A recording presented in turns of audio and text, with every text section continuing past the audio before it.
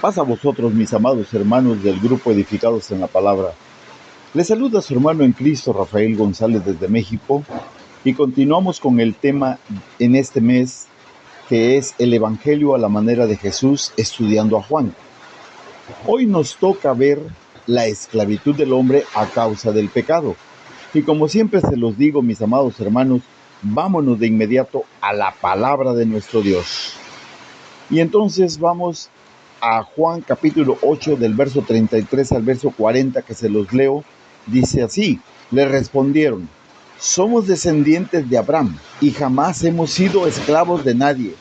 ¿Cómo dices tú, llegarán a ser libres? Jesús le dijo: de cierto les digo, todo aquel que practique el pecado es esclavo del pecado. El esclavo no permanece en la casa para siempre, el Hijo se queda para siempre. Así que, si el Hijo los hace libres, serán verdaderamente libres. Verso 37. Sé que son descendientes de Abraham. No obstante, procuran matarme porque mi palabra no tiene cabida en ustedes. Yo hablo de lo que he visto estando con el Padre, y ustedes hacen lo que han oído de parte de su Padre. Respondieron y le dijeron: nuestro padre es Abraham. Jesús les dijo: puesto que son hijos de Abraham, hagan las obras de Abraham. Pero ahora procuran matarme a mí, un hombre que les ha hablado de la verdad que oí de parte de Dios. Esto no lo hizo Abraham, perdón.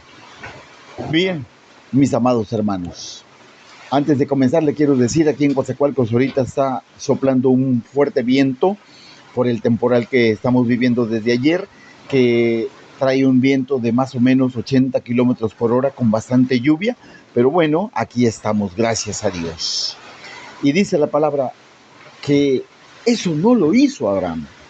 Entonces, la reacción de los líderes religiosos que en ese momento platicaban con Jesús no fue agradable para ellos y tampoco se atrevieron a expresar: ¡oh, qué maravilloso! Dinos más acerca de lo que significa ser libre confiando en tu palabra. En vez de eso, mis amados hermanos, reaccionaron: no necesitamos nosotros eso, porque nosotros somos buenos. Prácticamente eso es lo que le dijeron.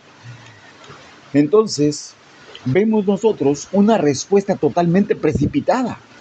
El pueblo judío había estado en cautiverio bajo los egipcios, bajo los filisteos, bajo Babilonia, Persia, Siria, Roma, en fin, varias veces estuvieron bajo cautiverio. Y entonces podemos hacernos una preguntota: ¿acaso no había una guardia romana viendo desde el castillo hasta los mismos patios del templo en donde se pronunció esta jactanciosa y falsa respuesta? Claro que sí, había gente de los romanos mirando eso. Sin embargo, muchas personas, mis amados hermanos, muchas personas judías de ese tiempo tenían un fuerte sentido de su propia independencia. Un erudito de nuestro tiempo llamado Josefo escribe sobre los discípulos de Judas de Galilea, quien lideró una revuelta contra los romanos, diciendo esto: ellos tienen un inviolable apego a la libertad y dicen que Dios es su único gobernante y Señor. Pero no era así. Claro que no. Podemos pensar y decir que el poder del autoengaño en el inconverso es infinito, y es verdad. Si a estos judíos que de alguna manera leían la Torá eran engañados con su propio criterio, o sea, eran autoengañados, ¿cuánto más un inconverso en este tiempo? Claro que sí, porque todo aquel que hace pecado es esclavo del pecado. Eso dice la palabra, porque eso dijo Jesús. ¿Qué es pecado? En este pasaje, la palabra pecado está en un tiempo verbal indicando una acción habitual, una acción continua, algo que se hace por costumbre, porque ya así se hace. Y la persona en pecado habitual es esclava del pecado. ¿Sí? Es esclava, porque todo aquel que hace pecado está en el tiempo presente. Está en tiempo presente, lo que implica un hábito continuo de pecar más que un lapso ocasional. O sea, no es un pecado ocasional, es algo que ya lo hace por costumbre. Hay otro tipo de esclavitud, aparte de la esclavitud social, económica, la esclavitud del pecado. Y es un esclavizador, el pecado es un esclavizador, y es posible aún que las personas que se consideran a sí mismas libres sean esclavizadas en el pecado. Y eso es más grave que estar esclavizado económicamente o físicamente. Ahora, es muy común para el hombre nunca haber hecho algún mal, nunca haber hecho un mal, nunca haberse emborrachado, nunca haber robado, nunca haber sido infiel y cosas por el estilo. Pero haberlo hecho una sola vez lo hace pecador. Sin embargo, aún así, con una sola vez, es esclavo del pecado, porque su carne está enferma por el pecado. Por eso no debemos minimizar la fuerza del esclavo. No debemos minimizar la fuerza de la palabra esclavo, porque no se refiere a la persona que recibe un salario o que tiene un área considerable de libertad. Significa que es un esclavo y no tiene libertad, ni de pensar ni de actuar.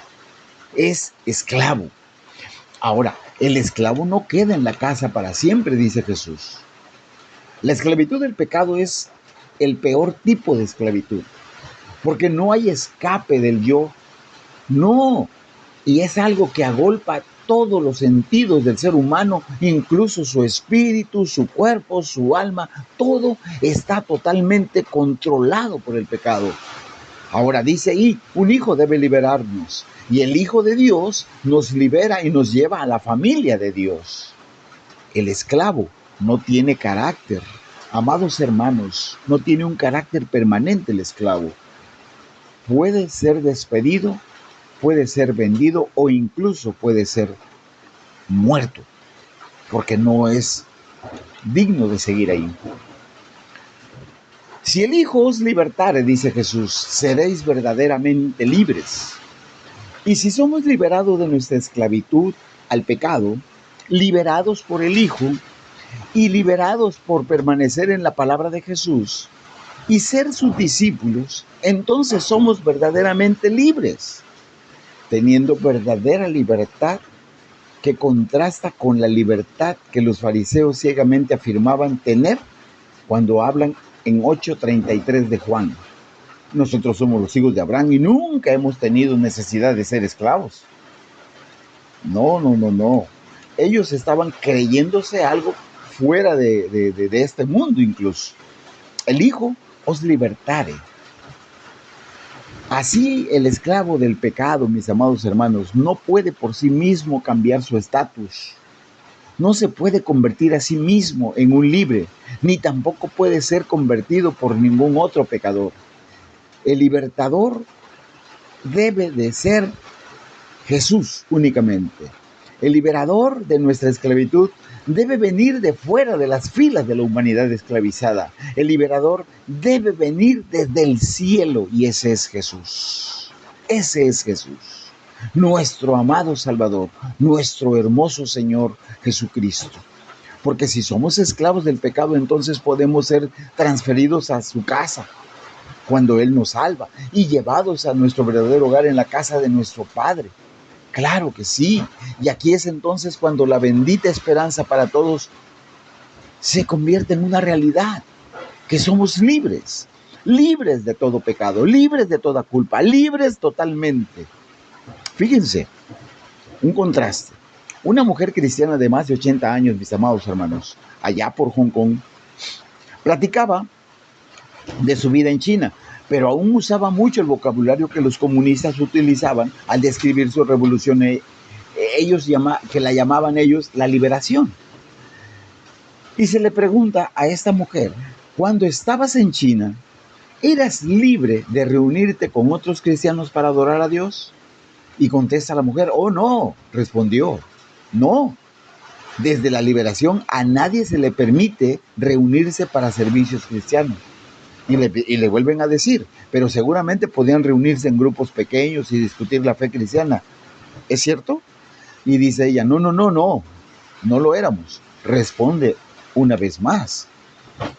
Desde la liberación, todo ese tipo de reuniones fueron prohibidas. Entonces tenían la libertad de leer la Biblia.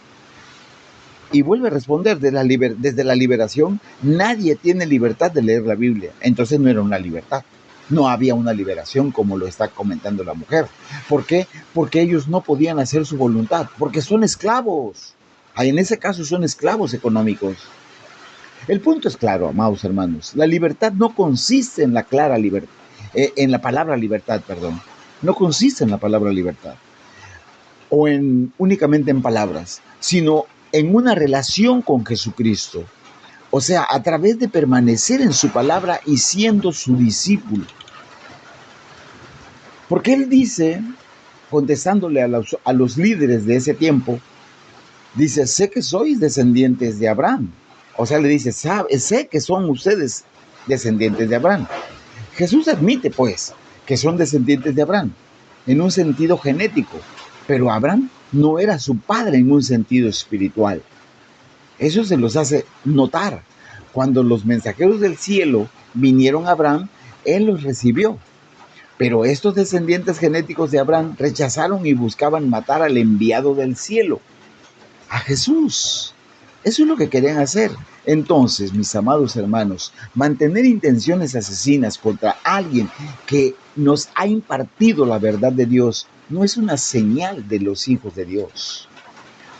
Porque el rechazo de la palabra de Jesús y de Jesús el verbo prueba que no hay verdadera genética como Abraham y que no tenían la libertad que viene cuando permanecemos en la palabra de Jesús.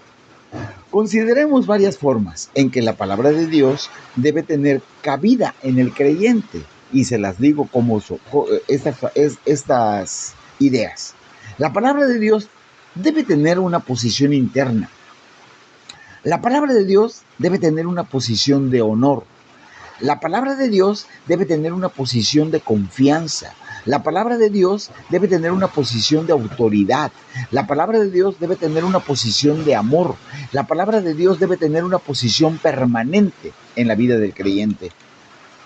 Porque Jesús les recordó a ellos que lo que Él hacía era consistente con su Padre. Y que lo que ellos hacían era consistente con su padre Abraham. Por eso les dice, vosotros hacéis lo que habéis oído acerca de vuestro padre. Jesús pronto les diría claramente quién era su padre. Y la Biblia dice, el que practica pecado es hijo del diablo. Así dice la Biblia. Entonces, no hay escapatoria. Yo podré decir que soy hijo de Abraham, pero si mi vida tiene pecado, en realidad no soy hijo de Abraham, soy hijo del diablo. Nuestro padre es Abraham, vuelven a decir. Los líderes religiosos, mis amados hermanos, de ese tiempo protestaron que Abraham era su verdadero padre. Esto era verdad en un sentido genético, vuelvo a repetirlo, pero no en un sentido espiritual.